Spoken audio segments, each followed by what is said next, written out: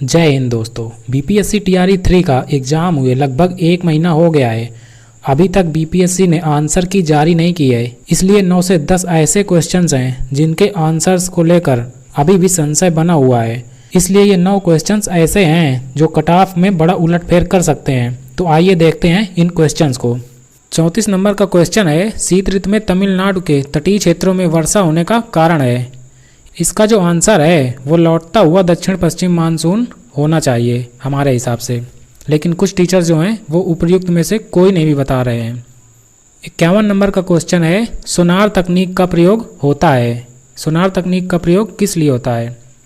कुछ टीचर्स इसमें बता रहे हैं कि उपर्युक्त में से एक से अधिक, और कुछ टीचर्स बता रहे हैं पानी के नीचे पहाड़ियों का पता लगाने में। 53 नंबर का क्वेश्चन है, भारत के नए संसद भवन में सांसदों के निलंबन का रिकॉर्ड निम्नलिखित में से कौन सा है? इसका जो सही आंसर है वो होना चाहिए उपर्युक्त में से एक से अधिक, लेकिन कुछ टीचर्स ने उपर्युक्त में से कोई नहीं भी बताया है। 58 नंबर का क्वेश्चन है, निम्नलिखित में से बिहार में सबसे पुरानी नदी घाटी परियोजना कौन सी है? इसका जो सही आंसर है वो सोन नदी घाटी परियोजना होना चाहिए। 79 नंबर का क्वेश्चन है, कारगिल किस नदी के किनारे पर स्थित है?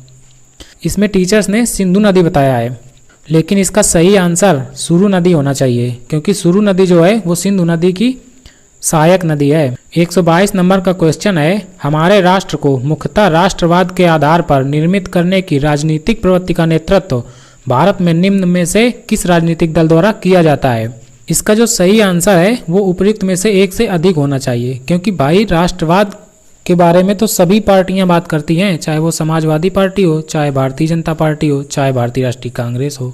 136 नंबर का क्वेश्चन है, ज्वालामुखी क्रिया की अंतिम प्रतीक क्या है? इसमें कुछ टीचर्स ने ऑप्शन ए को सही बताया है और कुछ टीचर्स ने ऑप्शन बी को। ऑफिशियल आंसर की आने के बाद कुछ लोगों के मार्क्स कम हो सकते हैं और कुछ लोगों के मार्क्स बढ़ भी सकते हैं। दोस्तों, बीपीएससी टीआरई 4 की संपूर्ण तैयारी हम इसी यूट्यूब चैनल पर कराएंगे, वो भी बिल्कुल फ्री में। इसलिए आप लोग हमारे इस यूट्यूब चैनल को सब्सक्राइब कर लीजिए। धन्यवाद।